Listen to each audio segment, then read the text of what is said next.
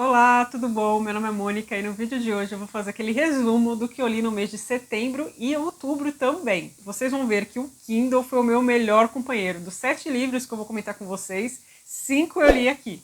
E antes de começar a falar desses livros, eu já quero te convidar a se inscrever aqui no canal. Toda semana tem vídeo novo por aqui e também te peço para curtir o vídeo. Bem, vamos começar essa conversa então comentando sobre o livro mais recente que eu li, que foi Tremendas Trivialidades, do Chesterton. Esse livro vai reunir 39 crônicas do autor que foram publicadas no jornal inglês Daily News. E eu já vou deixar uma dica aqui, caso você assine o Kindle Unlimited, esse livro está disponível, tá? Então tá facinho de ler. Bom, pelo nome do livro, né, Tremendas Trivialidades, a gente já vai ver que o Chesterton vai colocar como se fosse uma lupa na realidade e mostrar pra gente que coisas pequenas, na verdade, podem ser bem grandiosas. Então, situações do dia a dia, bem costumeiras, ele vai se debruçar ali e vai filosofar, vai falar sobre política, religião, dos costumes da Inglaterra também e de outros países. Aliás, em alguma das crônicas, ele está em outro país, como a França ou a Bélgica. E aí ele vai falar da arquitetura do lugar, sempre fazendo uma reflexão muito legal. Eu separei para vocês aqui uma frase que é bem curtinha, mas que resume o espírito desse livro, que é a seguinte, olha só. O mundo nunca sofrerá com a falta de maravilhas, mas apenas com a falta da capacidade de se maravilhar. Então eu recomendo, caso você tenha interesse de ler esse livro, que você lê ele aos poucos, sabe? Não é aquele livro para você pegar e ler uma crônica atrás da outra. É legal ler aos pouquinhos, refletir, e eu demorei um pouquinho para terminar esse livro mesmo, porque eu estava com esse espírito e foi muito legal essa leitura. Eu quero aproveitar também e pedir alguma dica para você. Então, se você gosta desse autor, deixa aqui nos comentários, por favor, um livro para eu ler, porque eu só li apenas esse livro e O Homem que Era Quinta-feira. Bem, agora eu vou falar de um livro físico. Esse livro aqui eu li em setembro, chama-se A Inquilina, de Joyful Hall. Você também pode encontrar esse livro com o título de A Senhora de Joyful Hall. Esse livro é da Anne Brontë, esse é o primeiro livro que eu leio dela. Eu já tinha lido um livro da Charlotte e um livro da Emily, estava super ansiosa para ler um livro também da Anne. E aí eu decidi começar por esse daqui. Nessa história, a gente vai conhecer a Ellen, que é a inquilina, né, de Joyful Hall. E ela é uma mulher que passa por muita coisa, muitas dificuldades, mas consegue superar tudo. A princípio, a gente vai conhecer uma jovem sonhadora, lá pelos seus 18 anos, que se julgava madura, mas viu que não era bem assim. Ela se interessou por um homem que algumas pessoas viam com maus olhos, mas ela sempre o defendia e acabou realmente se casando com ele. Nesse casamento, ela vai sofrer muitos abusos. Ele era um homem ruim mesmo, que abusava da bebida alcoólica e a fez sofrer muito. Mesmo assim, ela teve um filho com ele e o marido estava sendo uma péssima influência para o menino. E aí ela foi obrigada a fugir realmente. A gente vai ver como que ela vai parar nessa propriedade aqui, chamada Wildfell Hall. Lá ela vai conhecer outro homem, mas ela vai ter uma postura sempre muito fechada, porque na verdade ela é uma mulher casada, apesar de toda a vizinhança não saber pensar que ela é uma viúva. A forma que a Anne conta essa história é diferente. No começo parece que a gente está lendo um romance epistolar, mas depois a gente vai entrar nos diários da personagem Ellen e saber tudo que ela passou, entender um pouco mais da história dela. É um livro que eu gostei, foi uma leitura assim, bem tranquila, mas caso você também tenha interesse em ler textos de apoio, eu não recomendo essa edição aqui da Nova Fronteira, tá? Eu acredito que a edição da Penguin Companhia vai te trazer uma fortuna crítica muito melhor. Aqui a gente só vai encontrar o prefácio que a autora escreveu na segunda edição dessa publicação e nada mais, tá? Não há notas de rodapés assim que deixam a gente entender melhor todo o contexto da obra, apenas as citações de versículos bíblicos, e aí nas notas de rodapé a gente encontra qual livro da Bíblia a autora está se referindo, apenas isso. Então realmente é apenas o texto integral da obra. Agora eu vou falar de um livro do Dostoiévski que eu li recentemente, tem vídeo aqui no canal. A Inquilina de Joyful Hall também tem vídeo no canal. Para facilitar, eu vou deixar aqui no box de informações todos os vídeos que tem a respeito dos livros que eu estou falando, tá bom? Então caso você tenha interesse, é só conferir aqui embaixo. O Eterno Marido de Dostoiévski, para mim, acabou sendo uma grata surpresa, porque eu estava esperando sofrer mais na história. Porque, para mim, Dostoiévski é um autor maravilhoso, mas que eu tenho uma certa dificuldade. Eu preciso estar muito concentrada para ler, me causa algum mal-estar, algumas partes da história, e eu estava com esse sentimento para ler O Eterno Marido. Bom, para vocês entenderem, né, eu só tinha lido do Dostoiévski Os Irmãos Karamazov, que é um texto bem denso, e Crime e Castigo. Esse ano eu li histórias menores dele. Então eu li O Sonho de um Homem Ridículo e Adócio. Aí já foi um pouco melhor, porque é um texto mais curto, mas mesmo assim me perturbou um pouquinho.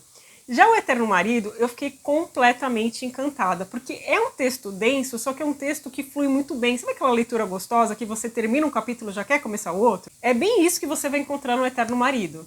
Nessa história, 2 homens vão se reencontrar 9 anos depois, e acontece que um deles está viúvo, e o homem que ele encontra é o ex-amante da sua esposa. E aí a gente vai passar toda a trama tentando ter certeza se ele sabia ou não que esse homem havia tido um caso com a mulher dele. Há uma criança envolvida nessa história também, o que me deixou assim mais tocada, é a parte da história que me tocou mais, mas fora isso, gente, é um texto que cresce, sabe, conforme a leitura. Então, assim, a cada capítulo a tensão vai crescendo. Você fica pensando, será que esses homens vão brigar? Será que vai acontecer uma tentativa de homicídio? Então, é um texto que te prende do início ao fim. Eu indico demais essa história para vocês. Bem, agora falando do Halloween, eu escolhi para ler esse mês O Médico e o Monstro. Tentei fazer uma leitura temática e, meu Deus do céu, foi um livro incrível. Com certeza ele entrou para um dos meus favoritos. É um livro bem curtinho, mas ele traz aspectos muito legais para a gente discutir. Ele vai tratar muito da figura do duplo, dessa questão do bem e do mal. Aqui a gente vai conhecer um médico super famoso que quer deixar toda a sua herança para um homem super estranho. Isso vai chamar muita atenção do advogado dele. Aos poucos, esse advogado vai saber um pouco mais desse homem que se chama Sr. Hyde. Esse Sr. Hyde causa repulsa nas outras pessoas. Ele é um homem muito estranho e muito mau. Então, o advogado não entende porque o doutor vai deixar sua herança para ele. Então, ele acha até que ele pode estar meio louco. E aos poucos, na história, a gente vai começar a entender o porquê disso. Então, acaba que esse livro ele vai ter um quê de investigação, sabe, de mistério, que é muito legal. Fora isso, ele vai trazer essas questões morais e vai fazer a gente refletir muito sobre a psique humana. É uma história de horror, mas não é aquela coisa que vai fazer você perder o sono, não. Eu sou bem medrosa e consegui ler de boa essa história. Aliás, eu adorei e penso em reler, porque é muito, muito bom esse livro. Do mesmo autor, que é o Robert Louis Stevenson, eu li O Clube dos Suicidas. Essa história eu também li no Kindle, está disponível no Kindle Unlimited e faz parte da coleção Novelas Imortais da Rocco. O Clube dos Suicidas não chega aos pés do Médico e o Monstro, mas é uma história legal. A gente vai conhecer um príncipe bem estranho, que ele costuma sair de madrugada com o seu amigo, um coronel, disfarçado, né, para que ninguém possa reconhecê-lo. Ele está atrás de histórias inusitadas, de curiosidades mesmo, uma vida bem diferente da que ele vive, né, sendo uma alteza. E uma dessas noites ele vai entrar num bar e conhecer um homem muito estranho que está distribuindo umas tortinhas, assim, aleatórias, sabe? Então aquilo vai chamar a atenção dele. E ele vai se aproximar desse homem e conversando com esse homem ele vai saber da existência desse clube dos suicidas. Aí ele vai fingir que também está desesperado, que ele não vê mais sentido na vida e vai entrar para esse clube. Lá ele vai descobrir que, na verdade, um integrante do clube mata o outro e isso é feito por um jogo de cartas mesmo, então uma questão de sorte ou azar, né? Então uma pessoa será escolhida para matar e a outra será a pessoa morta. Então, novamente, aqui a gente vai ter uma investigação, porque ele vai querer saber o que está por trás desse clube dos suicidas e, principalmente, o que está por trás do seu presidente. Porque para entrar nesse clube, gente, é preciso dinheiro, é preciso pagar 40 libras. Essa história é dividida em 3 partes. Eu gostei mais da primeira, mas a segunda e a terceira não vão perder muito ritmo, não. Todas estão interligadas uma com a outra. E no final a gente vai saber o que acontece com esse presidente do Clube dos Suicidas. Por fim, eu vou falar de outras 2 novelas que eu também li dessa coleção da Rocco. A primeira é do Hoffmann, chama O Homem da Areia. Essa novela também é bem densa, ela vai tratar muito de questões psíquicas, é um prato cheio para quem gosta de análises psicológicas. Aqui o personagem principal tem um forte trauma na infância e ele carrega essa ideia do Homem da Areia por toda a sua vida. Então esse Homem da Areia trata-se de uma lenda que era contada para assustar as crianças, para que elas obedecessem, e aí dizia que ele jogaria areia nos olhos das crianças e arrancaria os olhos dela caso elas não obedecessem. Isso era contado para Nathanael, que é o protagonista dessa história, e ele associou essa figura do Homem da Areia a um homem que visitava a sua casa à noite. E quando esse homem chegava para se reunir com o pai dele, ele logo era levado para o quarto dele. Então vocês imaginam, né? A imaginação dele ia a mil. Vai acontecer um episódio muito forte na infância dele, tratando de tudo isso que eu estou mencionando com vocês. E na fase adulta, ele vai reencontrar esse homem que ia à casa dele à noite encontrar o pai dele. E isso vai deixar ele completamente perturbado. Então essa é a história realmente de uma mente muito, muito atormentada. E a gente vai acompanhar todos os efeitos que isso tem na vida do Nathanael. E a última leitura que eu tenho para comentar com vocês é Bartleby, o Escriturário, do Herman Melville.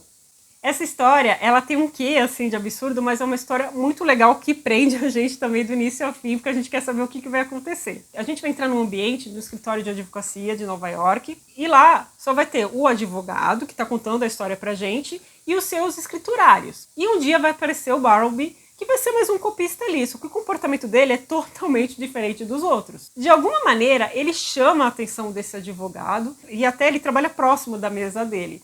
E vai chegar um dia que ele simplesmente vai começar a se negar a fazer determinada tarefa, até que vai chegar um ponto que ele vai se negar a fazer o trabalho dele, que são as cópias. Então, o que vai chamar mais atenção da gente? O porquê disso, o comportamento dele, e chamar também muita atenção a reação que o advogado tem ao comportamento dele. Por isso que eu falo que ele tem um quê de absurdo, porque ele vai continuar ali no escritório, mesmo com esse comportamento super estranho, e a história vai tendo seus desdobramentos. E no final, o Melville até vai convidar a gente para uma reflexão. Enfim, é uma história muito curtinha, né? Como eu disse, é uma novela, um texto de por volta de 100 páginas e vale muito a pena ler. Bem, gente, então esses foram os livros que eu li no mês de setembro e outubro. Me deixa aqui nos comentários se você já leu algum, se tem um escritor desses que eu falei que você gosta muito. E me deixa alguma dica de livro para ler desses autores, porque eu posso dizer que eu gostei de todos. Eu agradeço muito por você ter assistido esse vídeo e te espero num próximo aqui no canal. Até lá, tchau, tchau!